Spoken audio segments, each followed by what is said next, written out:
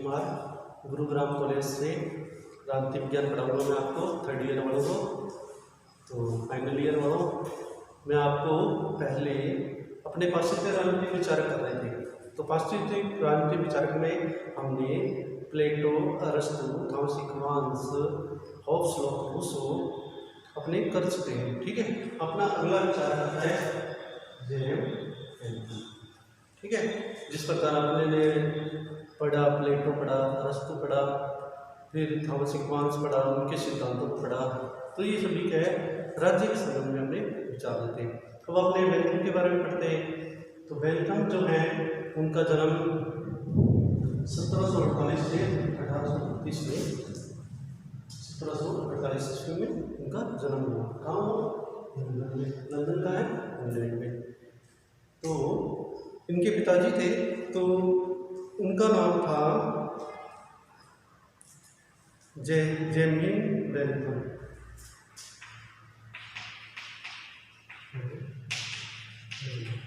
वह एक शिक्षाविद थे,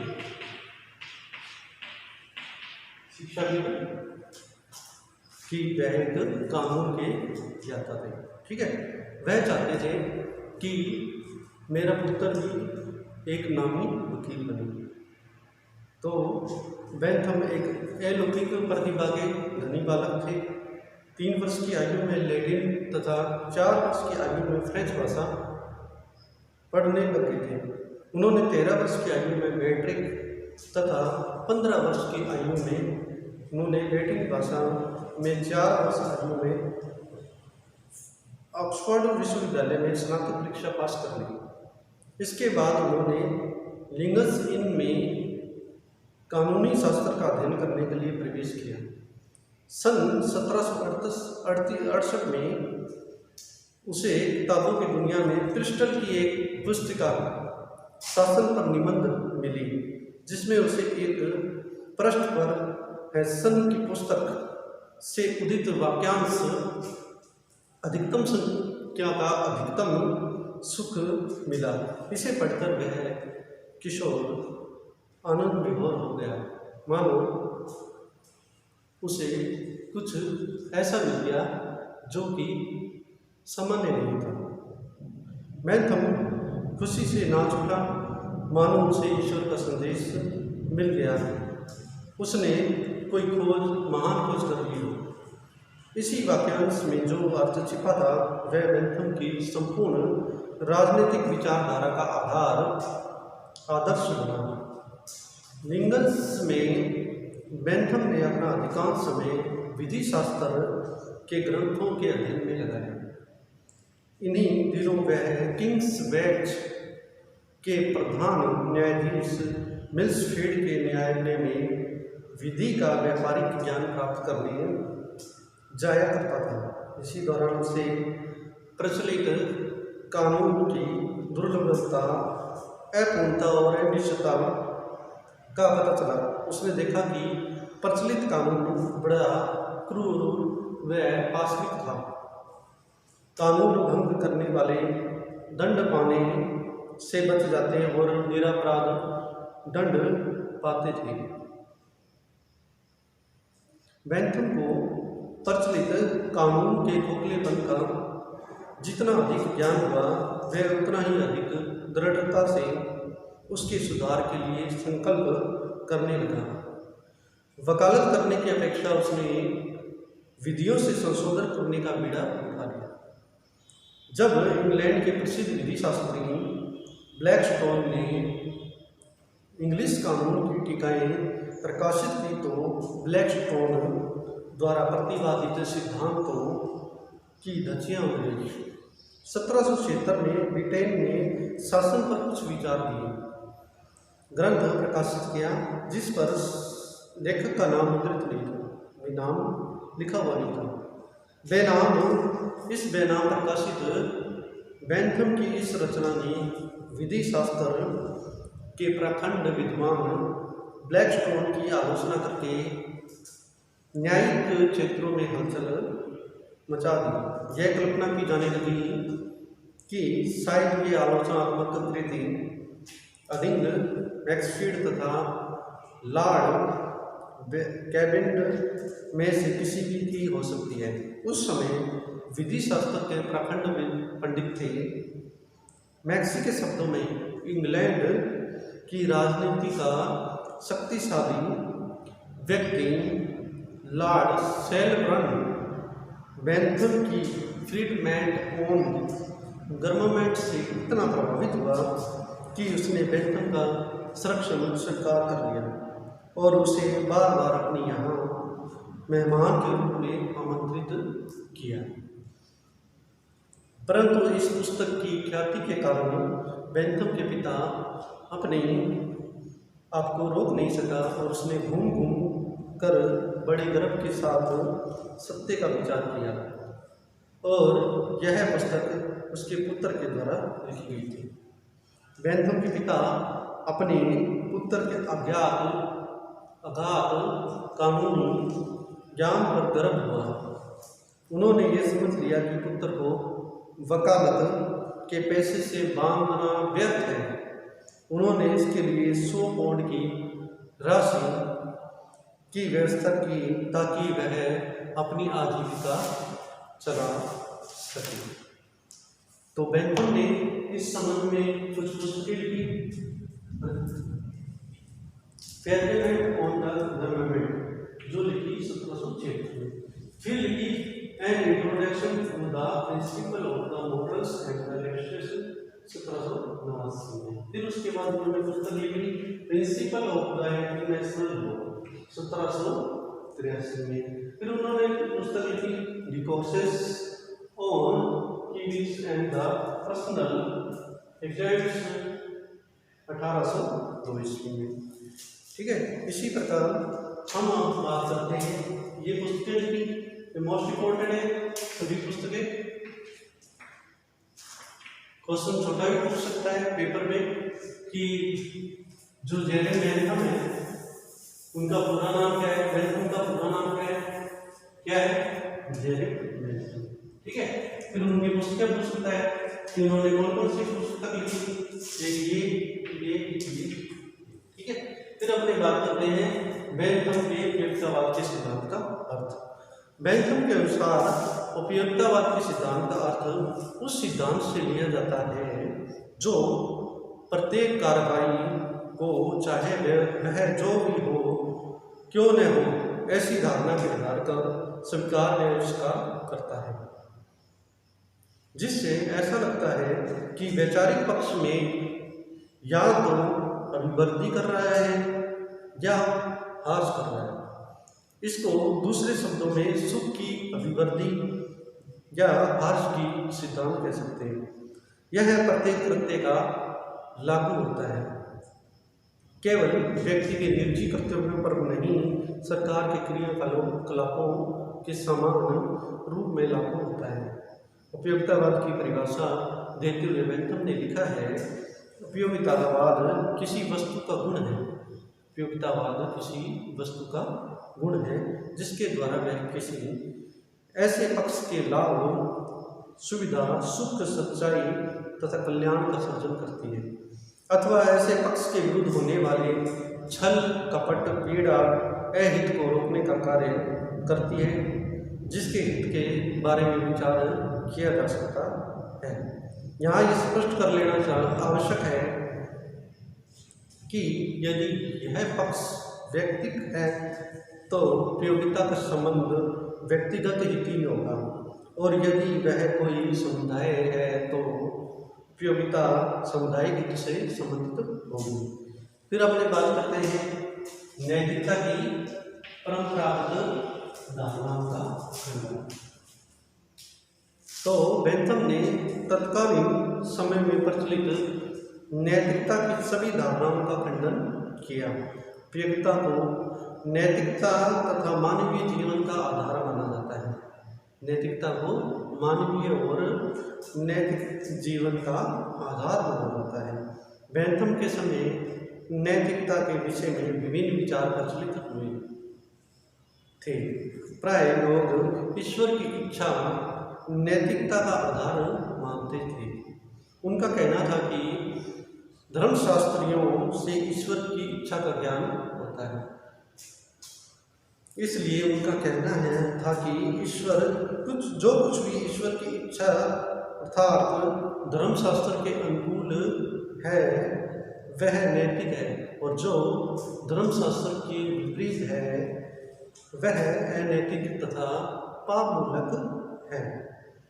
इसके अतिरिक्त नैतिकता के संबंध में प्राकृतिक विधि की धारणा का प्रचलित थी और दार्शनिक मनुष्य के अंतःकरण को नैतिकता का स्रोत मानते थे। बेंथम ने इन सभी को अस्वीकार करते हुए कहा था कि ईश्वरीय इच्छा, प्राकृतिक विधि, अंतःकरण ये सब व्यक्तिगत तथा आत्मगत कल्पनाएं मात्र हैं, और मनुष्य जो कुछ भी करता है उसी को ईश्वर इच्छा, प्राकृतिक विधि या अंतरात्मा के अनुकूल कह देता है। ईश्वर इच्छा, प्राकृतिक विधि या अंतरात्मा के संबंध में प्रमाणिक रूप से हमारे द्वारा कुछ भी नहीं कहा जा सकता, इसलिए ये धारणाएं निरर्थक है। नैतिकता की इन परंपरागत धारणाओं के स्थान पर बेंथम सुखवाद में विश्वास करता है और यह मानता है कि सुख और दुख अथवा प्रसन्नता और पीड़ा मनुष्य के दो सार्वभौमिक शासक हैं।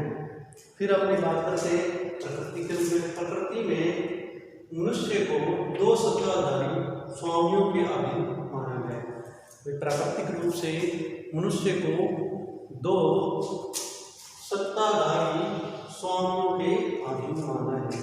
अब सत्ताधारी कौन कौन से हैं प्राकृतिक रूप से, तो हम विचार करते हैं। बेंथम के अनुसार प्रकृति ने मनुष्य को आनंद और पीड़ा, सुख और दुख, आनंद और पीड़ा दो सर्वोच्च प्रभुओं के शासन में रखा है। हम जो कुछ भी करते हैं, जो कुछ भी कहते हैं और जो कुछ भी सोचते हैं, सब में हम इनके अधीन हैं। बेंथम के शब्दों में प्रकृति ने मानव को दो सर्वाधिकार संपन्न स्वामियों, सुख और दुख के स्वामित्व में रख दिया है। इन स्वामियों का यह कर्तव्य है कि वे हमें बताएं कि हमें क्या करना चाहिए और निर्णय करें कि हम क्या कर सकते हैं। फिर उपयोगिता के सिद्धांत, सुख की प्राप्ति और दुख के निवारण का सिद्धांत। बेंथम के उपयोगितावाद के सिद्धांत की आधारशिला सुख और दुख की मात्रा के रूप में की जाती है। बेंथम के मत में जो वस्तु सुख की अनुभूति देती है वह अच्छी है, ठीक है और उपयोगी भी है। इसी कार्य में मानव सुख में वृद्धि होती है। वही कार्य उपयोगी और उचित है जिस कार्य से मानव को दुख प्राप्त होता है, और ये कार्य अनुपयोगी व अनुचित है। मानव के समस्त कार्यों की कसौटी उपयोगिता है। बेंथम के शब्दों में उपयोगिता के सिद्धांत से हमारा आशय उस सिद्धांत से है जिससे व्यक्ति की प्रसन्नता में वृद्धि या नमी होती है, जिसके आधार पर वह प्रत्येक कार्य को या उचित ठहरा सकता है या अनुचित ठहरा सकता है। अन्य शब्दों में हम कहें तो सुख मिलता है और दुख नष्ट होता है। हम यह बात हर कार्य के लिए कहता हूँ, इसलिए मेरी यह बात सिद्ध होती है कि इसके आधार पर प्रत्येक कार्य को उचित तथा अनुचित कहा जा सकता है या ठहराया जा सकता है। सुख की वृद्धि करती है और दुख की कमी करती है। अब हम करते हैं सुख और दुख का वर्गीकरण। सुख और सुख को बांटे, सुख को उन्होंने 14 सुख बताए और दुख 12। ठीक है, तो उसमें सामान्य सुख कौन कौन से हैं? नंबर 1 इंद्रिय सुख, दूसरा है भौतिक सुख, तीसरा है सुख, चौथा है मित्रता का सुख पांचवा है यश का सुख, छठा है शक्ति व सत्ता का सुख, सातवां है कल्पना का सुख, आठवां है धार्मिक सुख, नौवां है दया का सुख,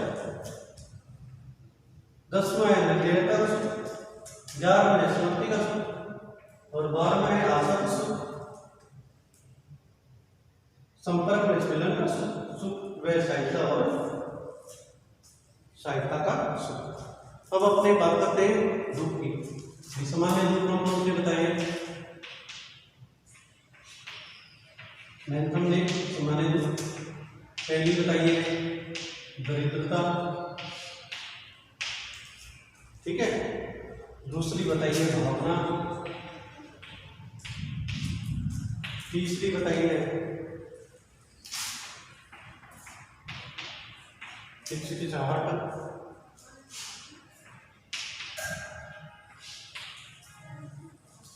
छठी बताइए चिंता, अपयश, ठीक है। फिर उसके बाद बताइए धार्मिकता,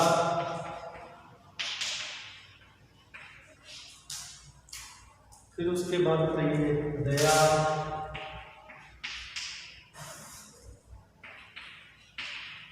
विधेयता,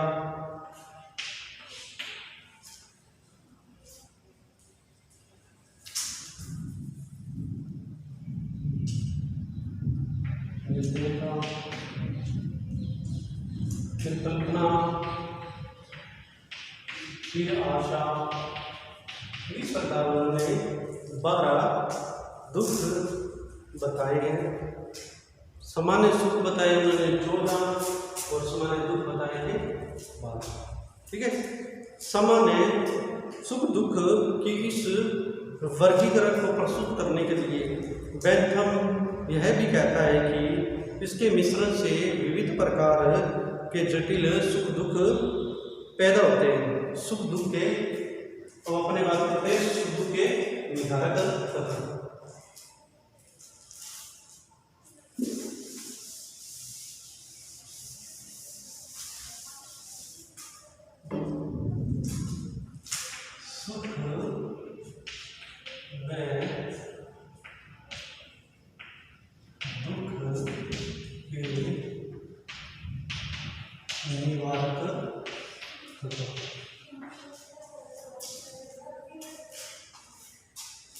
बेंथम के अनुसार मनुष्य एक भावनात्मक प्राणी होता है, अतः प्रत्येक मनुष्य की भावना इतनी सघन होती है उतनी ही सुख और दुख को ग्रहण तथा अनुभव करने की उसकी क्षमता होती है।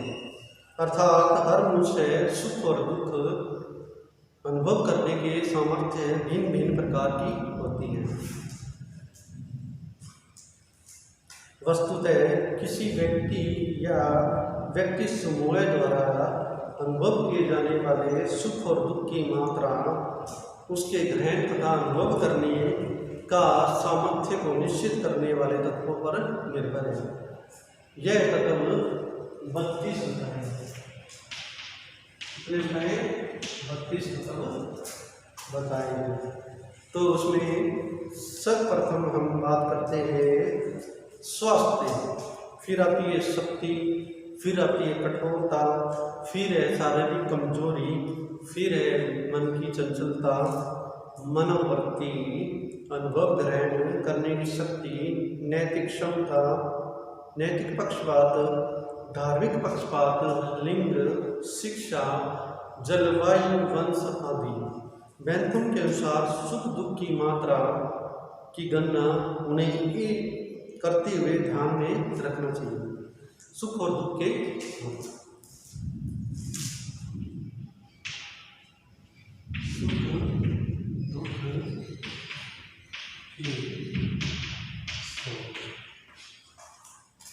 तो सुख और दुख के 4 स्रोत बताएंगे। नंबर 1 है भौतिक,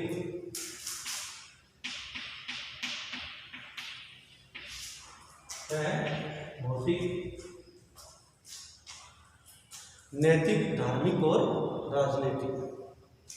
भौतिक, नैतिक,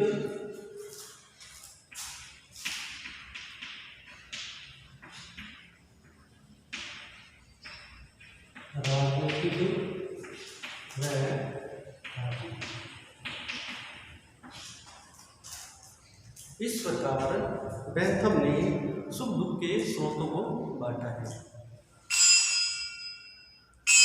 प्रकृति से प्राप्त होने वाले सुख को भौतिक सुख कहते हैं। प्रकृति से प्राप्त होने वाले सुख को भौतिक सुख कहते हैं। जब कोई सुख और दुख नैतिक दृष्टि से अच्छा और बुरा करने का होता है तो वह नैतिक सुख कहलाता है, जबकि कोई सुख और दुख राज्य की संपर्क या कानून के कारण मिलता है तो उसे राजनीतिक सुख कहते हैं। धार्मिक मान्यताओं के अनुसार या उनके विरुद्ध कार्य करने वाले सुख दुख मिलता है, उसका स्रोत धर्म होता है।